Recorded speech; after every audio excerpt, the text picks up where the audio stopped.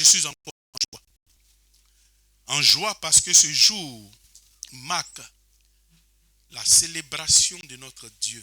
Une semaine durant, nous avons vaqué à diverses occupations. À nos allées et venues, l'Éternel a été avec nous. Il nous a protégés. Beaucoup sont couchés en ce moment sur des lits d'hôpitaux, cherchant le secours du Dieu très haut. Mais à toi et à moi, ainsi qu'à nos différentes familles, il nous a fait grâce. Oui, c'est une grâce, juste une grâce, parce que nous ne sommes pas mieux que ceux-là qui sont malades. Nous ne sommes pas mieux que ceux-là qui seront inhumés en cette semaine, ou ceux-là qui ont été inhumés hier. Il nous accorde encore la plénitude de sa vie, raison pour laquelle toi et moi nous sommes assemblés. Et ce sont de bonnes raisons, bien plus, pour nous donner de célébrer ce merveilleux Dieu. Mon frère, ma soeur, Dieu veut te parler en ce matin. Déjà par une interrogation. Quand nous réalisons les hauts bienfaits de l'Éternel dans nos vies, rien ne doit nous empêcher de le célébrer, frère. Si tu t'abstiens dans une célébration quelconque de l'Éternel ton Dieu, tu fais mal. Parce que Dieu ne cessera jamais de t'accorder ce qu'il te faut. La preuve, quand tu regardes autour de toi, tu es d'accord avec moi que ce vendredi, ce jeudi passé, ce mercredi, ce mardi dernier, et même le samedi matin, il y a eu des levées de corps. Tes parents sont allés accompagner leurs bien-aimés à leur dernière demeure. D'autres sont encore dans l'affliction. D'autres sont torturés par la douleur de la séparation. N'arrivent pas à s'expliquer. Mais regarde, Dieu t'a fait du bien. Regarde ta maison. Regarde tes enfants. Regarde ton époux. Regarde ce que Dieu fait pour toi. Mais en retour, que fais-tu pour lui dire merci? Bien-aimé, Dieu, hier je le disais, lorsque nous étions sur une plateforme, Dieu est tellement riche qu'il ne peut rien nous demander. Dieu, la richesse de Dieu est telle que personne ne peut le corrompre. Personne ne peut dire qu'il en a de plus à donner à Dieu. Et nous sommes tellement pauvres que nous ne pouvons rien acheter de Dieu. Nous ne pouvons rien acheter. Mais Dieu nous demande ce que lui, Dieu, il n'ose pas faire. C'est de l'adorer. La seule chose, ou du moins l'une des choses que Dieu ne peut pas faire, c'est de s'adorer lui-même. Car s'il s'adore lui-même, il rentre dans la dimension de l'orgueil. Raison pour laquelle il te dit, adore-le. Et il va même jusqu'à dire, mon frère, si tu ne sais pas l'adorer, ou alors si tu ne veux pas l'adorer, il va susciter des pierres pour l'adorer. Frère, c'est fort. Si une pierre doit venir adorer Dieu à la place, c'est grave. Raison pour laquelle je veux te dire en ce matin, en ce jour où nous entrons dans une nouvelle année ecclésiastique, change ta manière de voir Dieu. Ne vois pas Dieu comme une statue qu'on peut mettre dans un sac et la déplacer où on veut. Non. Il y en a qui adorent des dieux qui transportent. Il y en a qui adorent des dieux qui tarissent. Il y en a qui adorent des dieux qu'on brûle. Mais notre Dieu, c'est lui qui nous transporte. Dieu nous transporte. Il y en a qui adorent des dieux qui ne parlent pas. Nous, notre Dieu, il parle. Au commencement, alors que la terre était informe et vide, lui, Dieu, il a donné une forme à la terre. Il a dit par sa parole, rien que par sa parole, des choses extraordinaires ont été créées. Frère, Même si on te met en bordure d'eau pendant un an, parle à l'eau pour qu'un poisson sorte, tu ne pourras jamais le faire. Mais Dieu n'a fait que dire à l'eau, à ordonner à l'eau que les poissons soient, et les poissons ont été. Il n'a fait que dire, et des choses ont été créées. Mais quand il a s'agi de toi, il a réuni ces trois entités, le Père, le Fils et le Saint-Esprit. Il a dit que faisons l'homme à notre image et à notre ressemblance. Dieu t'accorde ce privilège et toi en retour, tu n'oses même pas, tu n'as même pas de considération. C'est-à-dire que tu viens l'adorer quand toi tu veux. Quand tu as décidé de venir l'adorer, c'est-à-dire que tu viens l'adorer. Quand tu veux, tu le fais. Quand tu ne veux pas, tu ne le fais pas. C'est vrai, c'est ton choix. Mais laisse-moi te dire une chose, tu fais mal. Tu fais mal. Je le disais ce matin à la formation, même ma génitrice, s'il arrivait qu'elle meure, c'est une chose qui sera évidente. Je vais à son inhumation samedi, dès qu'on l'enterre, je retourne à Abidjan. Parce que je dois travailler pour le Seigneur. J'ai une vie à communiquer aux hommes. Un cadavre ne peut pas m'empêcher de venir adorer mon Dieu. Qu'elle soit ma mère, celle qui m'a mise au monde, celle par qui Dieu m'a fait venir sur terre. Aujourd'hui, je ne suis plus pour elle. Je suis pour le royaume. Donc quand elle va tomber, j'irai l'enterrer. Le même jour, je viens à Abidjan, je me mets en prière pour préparer mon culte du lendemain. Parce que je suis addict à la présence de Dieu. Mon addiction pour l'amour de Dieu souvent me surprend. J'aime le Seigneur de tout mon cœur. Et je veux le servir tel qu'il me le donne de le servir. C'est cette chaleur que je veux te communiquer. C'est cette envie que je veux te communiquer. Frère, quand quelqu'un aime Dieu, alors il entre dans la dimension de la conversion. Si tu te retiens les dimanches de venir à l'église adorer ton Dieu, et que tu viens sur 4 dimanches dans le mois ou 5 dimanches, c'est selon les mois, tu viens 1 ou 2 fois, frère, je vais te décourager ce matin. Tu n'es pas converti. Tu n'es pas converti. Ce matin, qui marque notre première semaine d'une entrée ecclésiastique, je viens te dire que le temps est venu où tu dois décider de te détacher de terre et d'aller en eau profonde avec Dieu. Car aller en eau profonde avec Dieu, c'est le thème que Dieu nous a donné pour cette année. Nous devons faire mouvement.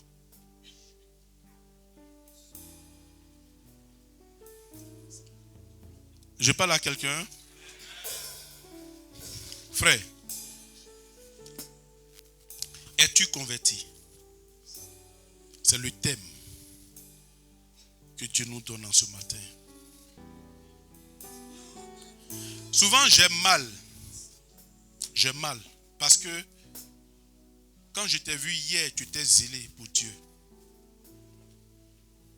Tu faisais des distances, même à pied. Et aujourd'hui, ton zèle a pris un coup. À des moments, je te regarde et je me demande si c'est à moi que tu fais du mal ou que c'est à Dieu que tu fais mal. Si c'est à moi, ce n'est pas à moi que tu fais le mal. Parce que moi, je suis à mon poste. Mais je te rappelle, quand Dieu va te retirer ce qu'il t'a donné, ça sera grave. Ça sera grave.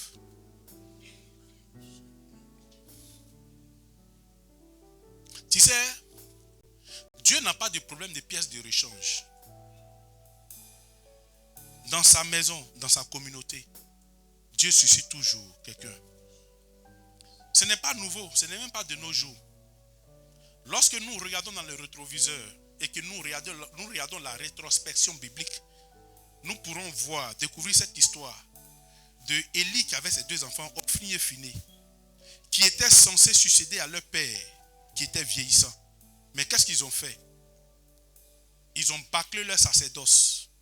Ils se sont mal comportés dans la maison de Dieu. Pendant ce temps, Dieu a disposé une femme appelée Anne. Anne n'avait pas d'enfant. Anne était mortifiée par sa coépouse Pénina. Anne subissait les désidératas des humeurs de Pénina. Ce jour-là, un jour j'étais avec Anne.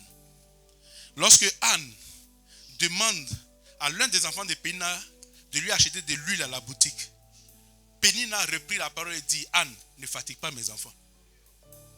Tu es une femme comme moi. On a le même mari.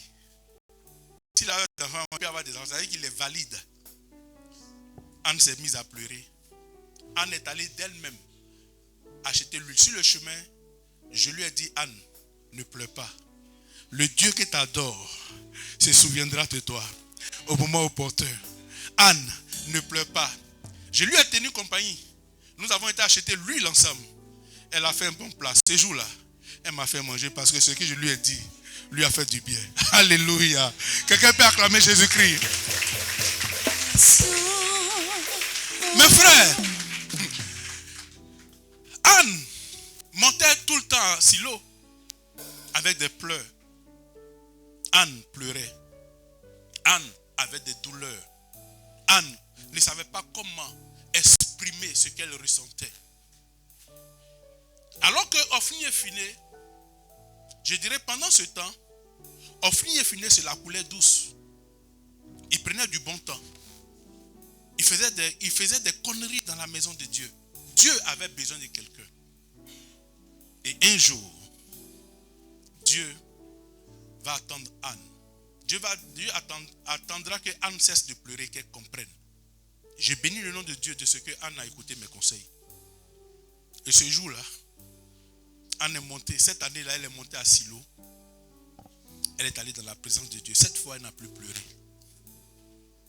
Elle a contracté une alliance avec Dieu, lui disant, Seigneur, si tu m'accordes un enfant, et elle va jusqu'à préciser le sexe, un enfant mâle, je te le consacre. Anne venait de déclencher quelque chose.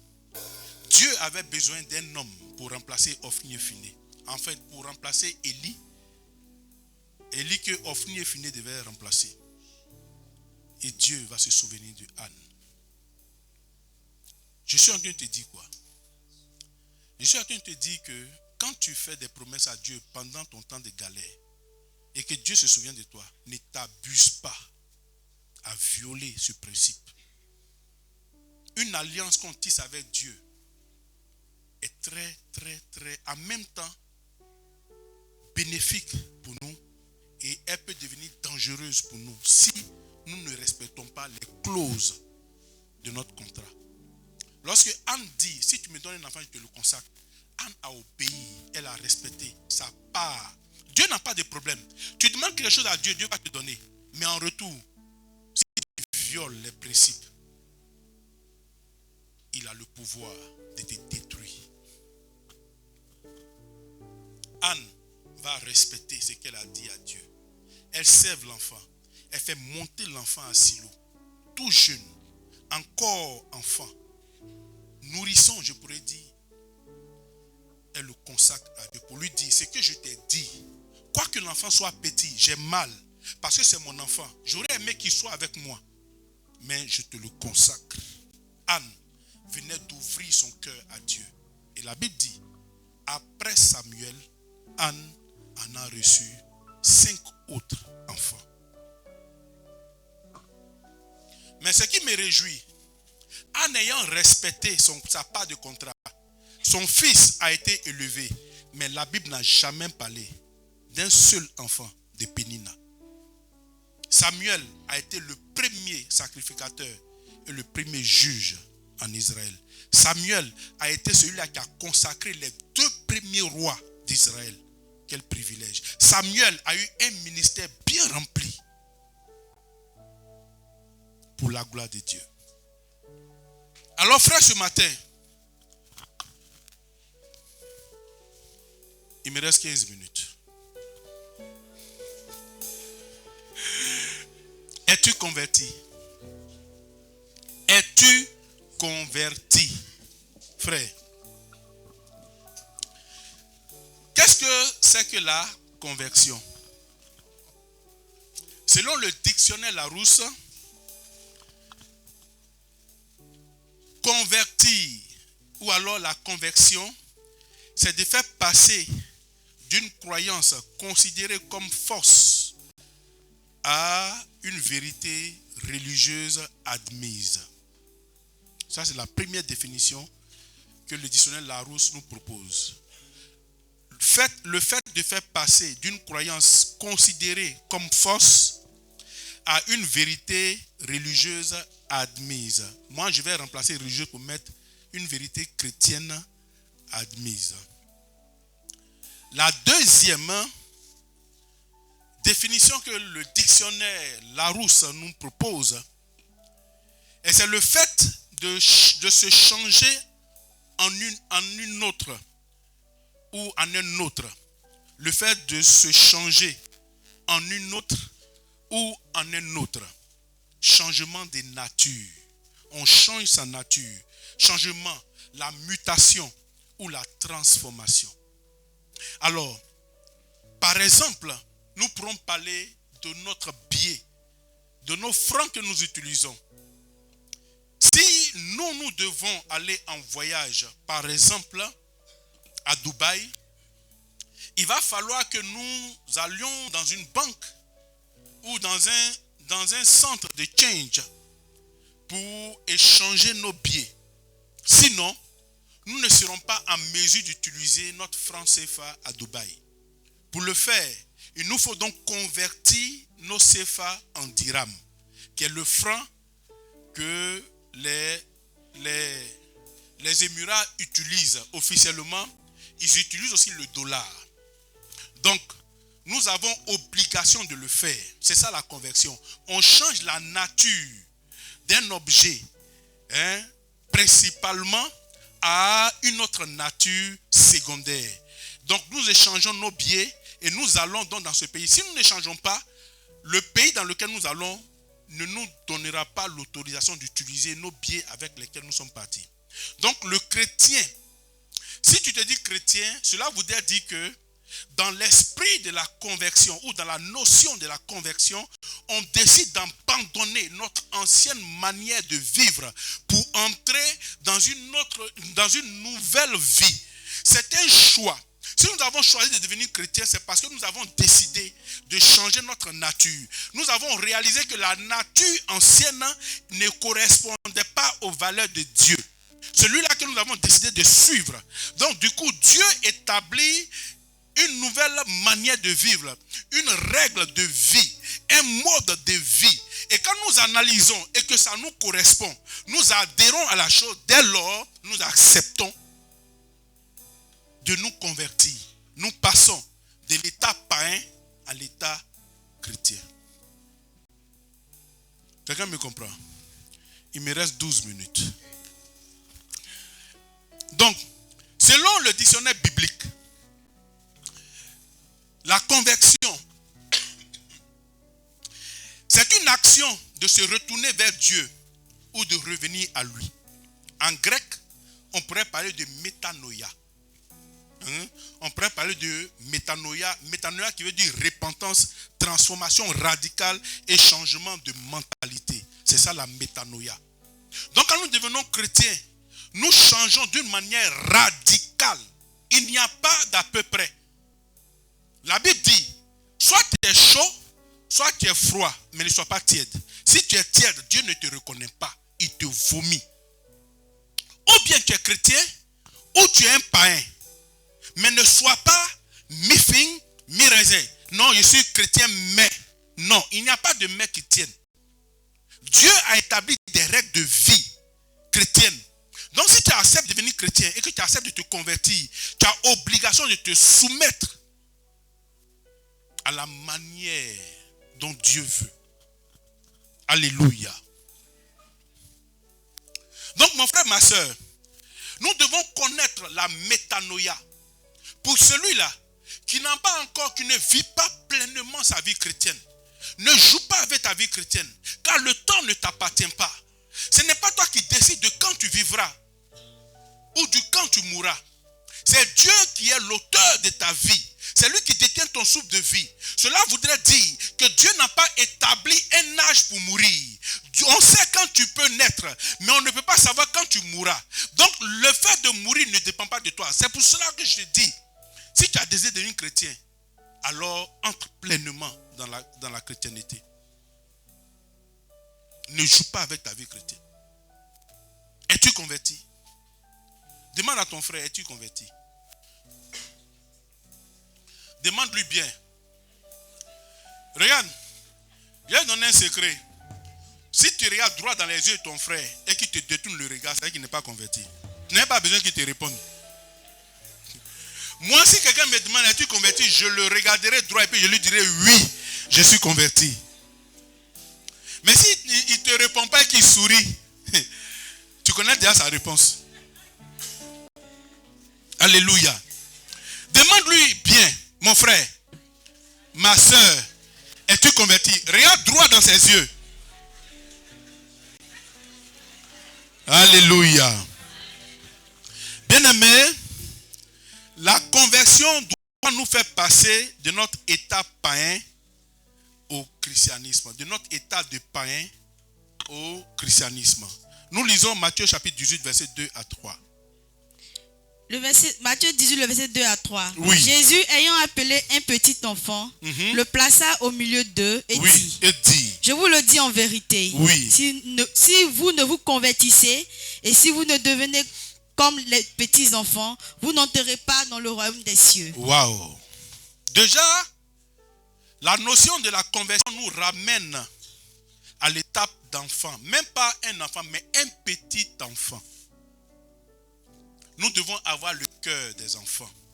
Si nous devons vivre une véritable conversion, nous devons avoir le cœur d'un petit enfant tel que Jésus-Christ l'a présenté. Les enfants sont très obéissants. Un enfant, tu lui dis passe là, il passera. Ne fais pas ça, il ne va pas le faire. Même si de temps en temps, il a des caprices, mais il finira par t'obéir. Donc Jésus-Christ présente la notion de la conversion, ou alors faire une illustration de la conversion en prenant appui sur un enfant. Il dit, je vous le dis en vérité, si vous ne vous convertissez et si vous ne devenez comme les petits enfants, vous n'entrerez pas dans le royaume des cieux. Déjà, ce que nous devons comprendre, lorsque nous acceptons de nous convertir, l'objectif principal, ce n'est pas d'avoir du travail. L'objectif principal, ce n'est pas d'avoir de l'argent. L'objectif principal de la conversion, ce n'est pas d'avoir des biens matériels, de grosses voitures, de grandes maisons, non. L'objectif majeur et la principale de l'angle de la conversion, c'est d'hériter le royaume de Dieu. Bien-aimé, je vais ouvrir un peu ta pensée ou ton esprit pour te donner, d'aller dans le livre d'Apocalypse, le livre de la révélation, le livre de l'eschatologie, le livre de la fin des temps. Vous comprendrez beaucoup de choses. Ce qui nous attend là-bas est trop glorieux. Si nous avons les notions ou la notion de ce qui nous attend là-bas, nous ne nous focaliserons pas sur ce que nous allons perdre. Parce que la Bible dit, ce ciel que nous voyons et cette terre disparaîtront. Il y a des gens qui ont acheté des voitures à coût de centaines de millions, même de milliards. Un ouragan est venu et a balayé toutes ces choses. Des maisons ont été bâties, ces maisons ont été renversées. Et ce qui me fait mal, il y a des gens toujours qui trouvent un nom pour donner à la mère qui est sortie de son nez. On donne toujours un nom et un joli nom. Il y a Catalina, tout ça. Ces choses passeront. C'est vrai. Ces choses sont d'une utilité. Nous avons besoin de voitures, de vêtements, de maisons. C'est bon. Mais ces choses ne doivent pas surpasser les intérêts, nos intérêts célestes. Donc, es-tu converti? Donc, Dieu nous dit, si nous avons le cœur d'un enfant, si nous sommes comme de petits enfants, alors nous pourrons hériter le royaume des cieux. Un enfant, c'est celui-là qui écoute. Un enfant, c'est qui? C'est celui-là qui n'a pas de pouvoir. C'est celui-là qui est sous le couvert de ses parents. C'est celui-là qui vit selon les conditions de vie de ses parents. Ton papa te dit que mon enfant, tu rentres chez moi à 18h30, tu rentres à 18h30. Tu ne rentres pas à 18h30, tu restes dehors. L'enfant est obligé de se soumettre à ce que son papa lui dit. Il est sous la dépendance de son père. Un enfant n'est pas indépendant. Raison pour laquelle Jésus parle d'un petit enfant. Il n'est pas dépendant. Il ne sait pas se laver. Il ne sait même pas faire cuire du riz. Il ne sait rien faire. Il dépend de ses parents. Ce que ses parents font lui conviennent. Point. Passe ici, il passe. Viens ici, il fait. Étudie, il étudie. Va à l'école, il va. Va faire dodo, il va faire dodo. Il obéit. Mais si tu es dans l'église et que tu n'es pas obéissant, tu ne peux pas hériter le royaume. Capito. Alors, mon frère, ma soeur, enfant dans la société antique n'était qu'un symbole d'innocence, mais et de dépendance. Il représente celui qui n'a ni pouvoir, ni statut, et qui dépend entièrement de ses parents. Donc il est dit, dans la société antique, un enfant est un symbole d'innocence et de dépendance. Il est innocent et il dépend de ses parents. Il représente celui qui n'a ni pouvoir, ni statut et qui dépend entièrement de ses parents. Mais aujourd'hui, il y a des chrétiens qui ne sont pas dépendants de Dieu. Il y a des gens qui se font appeler chrétiens qui ne sont pas dépendants de Dieu, qui ont un pouvoir, qui ont une autorité, qui ont un statut. Et quand Dieu dit, ils raisonnent, ils réfléchissent. Quand ça leur convient, ils font. Quand ça ne leur convient pas, je ne fais pas. Non, tu n'es pas converti. Tu n'as pas changé ta nature. Tu es encore païen. Je parle à quelqu'un. Qui peut être donc le plus grand dans le royaume de Dieu? Qui peut être le plus grand dans le royaume de Dieu? Et la Bible nous donne une réponse. En Matthieu chapitre 18, versets 1 et 4. En ce moment, les disciples s'approchaient de Jésus et dit, qui donc est le plus grand dans le royaume des cieux? Les disciples s'approchent de Jésus et lui disent, ils lui font cette interrogation. Jésus, maître, rabbi, qui peut être donc le plus grand? Ça c'est, si vous lisez plus haut, vous verrez, dans le verset 17, vous verrez, c'est suite à des échanges qu'une question vient de la part des disciples. En ce moment-là, les disciples s'approchaient de Jésus et disent, qui donc est le plus grand dans le royaume des cieux? Alors on va au verset 4. Verset 4, c'est pourquoi quiconque se rendra humble comme ce petit enfant. Jésus-Christ finit par expliquer, il dit c'est pourquoi. Pour être grand, il faut commencer par être humble. L'humilité doit caractériser le chrétien. Celui qui est converti doit être rempli d'humilité. Raison pour laquelle, bien aimé, je ne peux pas autoriser déjà quelqu'un dans cette assemblée à se prosterner devant moi. Mais on voit des hommes de Dieu qui acceptent que leur fils ou leur fille spirituelle viennent se prosterner. Ce n'est pas normal. Dieu a dit, devant lui seul, l'on doit se prosterner. Déjà, ça. Il est vrai que, indépendamment de nos volontés, quelqu'un peut avoir un langage ou une attitude qui peut friser avec l'orgueil. Mais si c'est indépendamment de sa volonté, encore on peut corriger. Mais quand cela vient de nous, on exige que l'on se prosterne. Pour me parler, il faut avoir de la déférence. Il faut avoir de la déférence. Pour me parler, il faut avoir une attitude. Non, on peut respecter son pasteur, mais le pasteur ne peut pas prendre la place de Dieu. Pour pouvoir voir le pasteur, il faut passer par les hôtesses, après le protocole, après la secrétaire, après l'assistante, après il faut prendre rendez-vous. Et tout ça là, quand tu finis, on te dit non, le pasteur n'est pas disponible. C'est trop compliqué. Ça c'est un exemple parmi tant d'autres que je prends. Alors le texte nous dit quoi? C'est pourquoi quiconque se rendra humble comme ce petit enfant sera le plus grand dans le royaume des cieux. Quiconque se rendra humble. On a dit un enfant, il est dans une dépendance.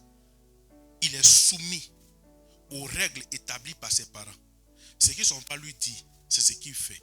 C'est ce type d'homme qui peut se faire appeler chrétien avec assez d'aisance. Et c'est celui-là qui sera le plus grand dans le royaume. Si Dieu Si Dieu déjà essaie de classifier, donne des rangs qui partent de plus grands. Vous savez qu'il y a des moins grands et en dessous, ainsi de suite, on peut avoir les plus petits. Donc il y aura des gens qui seront dans le ciel. C'est vrai, tu auras ton salut, mais dans le ciel, tu seras plus petit.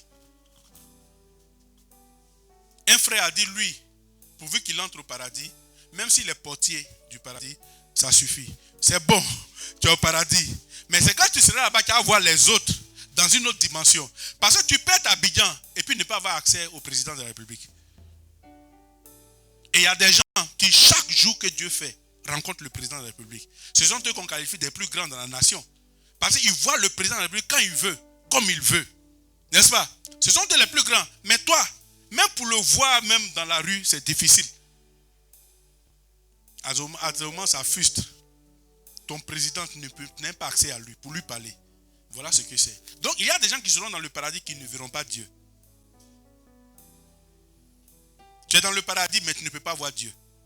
Et il y a des gens qui seront dans le paradis qui, chaque jour, feront partie du comité des 24 vieillards qui vont l'adorer, qui verront Dieu. Donc, il faut travailler pour cela. Jean-François, tu as compris? Alors, on va finir pour ce matin, car j'ai dit que je respectais le temps. Et on va respecter le temps.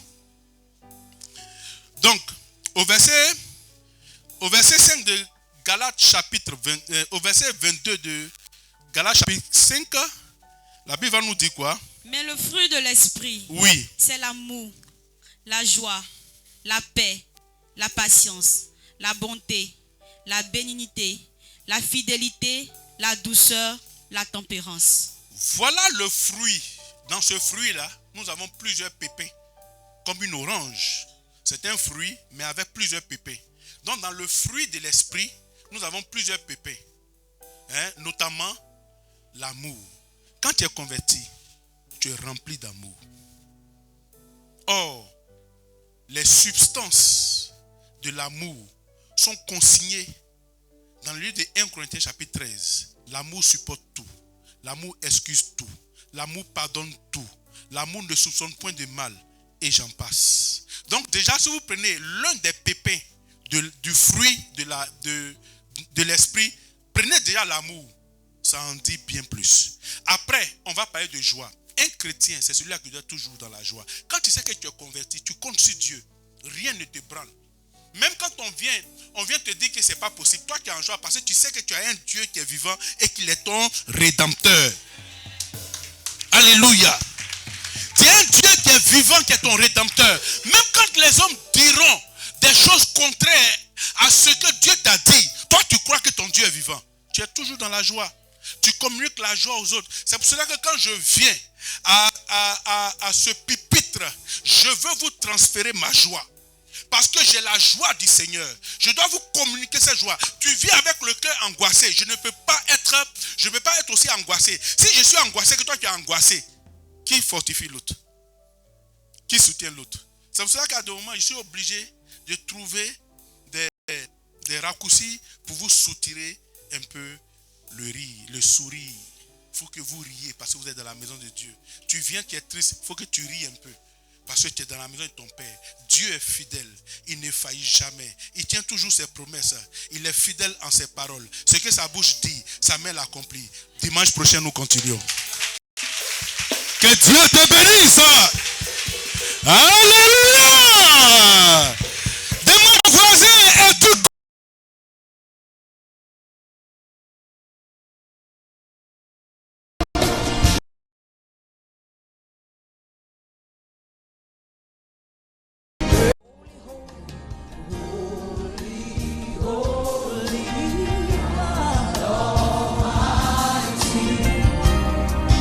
It's a privilege to worship.